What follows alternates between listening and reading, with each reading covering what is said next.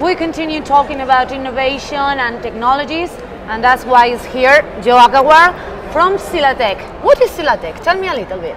Well, Silatech is an initiative based out of Doha, which tries to address the issue of youth unemployment across 22 Arab countries. So across all the way from Mauritania and Morocco, all the way to Yemen and Djibouti and Lebanon and Syria. So we work in we have active programming in about 11 countries at the moment, and we're constantly expanding. A lot of work going on in Morocco, Tunisia, Egypt, Yemen, Syria, Iraq now, and so on. So helping young people in the Arab world find jobs, become more employable, get access to capital for setting up their own business, be able to be included economically where they're excluded. So obviously you think that new technologies helps people to find a job. In fact, the word Silatech in Arabic means your connection. But when we spelt it as Silatech.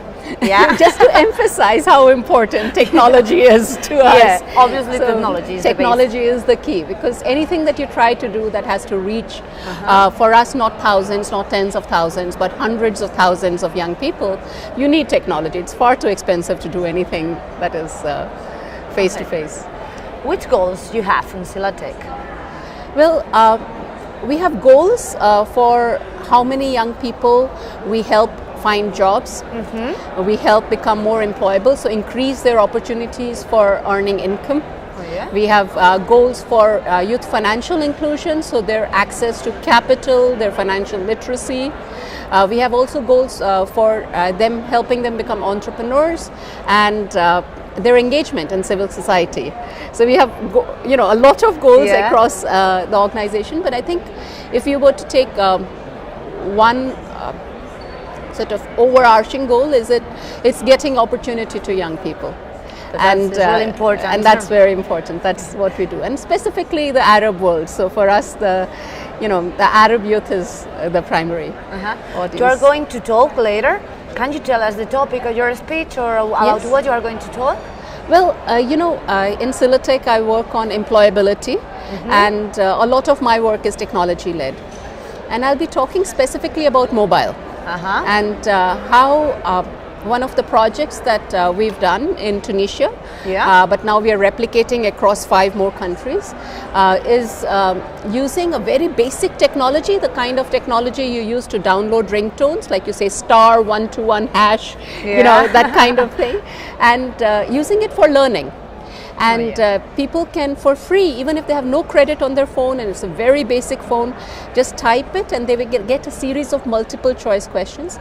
And young people in Tunisia are learning English using that, because they have 500 multiple choice questions that they practice their common mistakes of English with, or even access to education, practicing for their exams, learning how to find a job, learning what it takes to be an entrepreneur, and connecting after that with opportunities. So we've got a very basic service, but very rich, and have been able to do it. We launched it with SMS messages to about 1 million people in Tunisia, young people. That's the population of, youth. Over 30% of them started using the service. We had 300,000 users within 2 weeks of launching the service. And I think that's what I want to emphasize in a way. The power of mobile in making that connection to the young people, and what are the ways in which you can use mobile. It's become such a buzzword. You say, okay, what is a mobile strategy? But then within mobile there's so many components, and how do you use it, and for what do you want to use it, and what is the appropriate technology? So I'll be talking about that. Is Silatech working in Spain or not? Not yet. No, because we focus on Arab countries, but we do a lot of best practice exchange with Spain.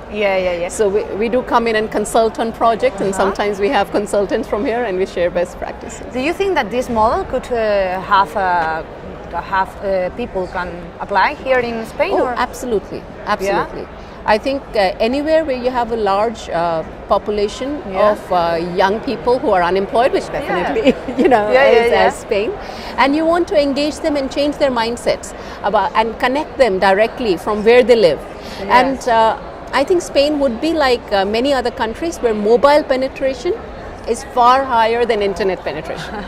And so while there's a limitation of what you can do with mobile, but you want to be able to take the mobile and reach the person first, get them hooked, get them understanding what you want to do, and then you can bring them to a telecenter for the internet, you can get them more physical services and so on. Why do you think that Spark is important from your point of view? I think I have one word for Spark actually, it's community. Community. Because all of us do our little bit in each place, right? And when you come here, you don't find that people are coming to network. You find that, I at least this is my first year at Spark, and the sense I got is that they've come here to feel that they're a part of a larger whole.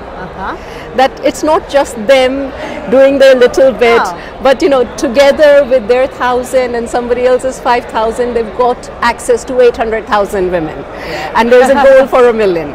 And that sense of community, and we're all a part of one larger goal. I think the telecenter business and anything that you do with marginalized youth is such a lonely thing, because you go into a rural area and you're dealing with the issues of power access and small issues on a daily basis. So a place like this, which gives people a sense of the larger picture, how they fit in, get some new ideas, inspires them, is really brilliant. Yeah, you can learn a lot of things here in Spark. So thank you very much, Jo, for your point of view, and we will continue with more interviews. Thank you.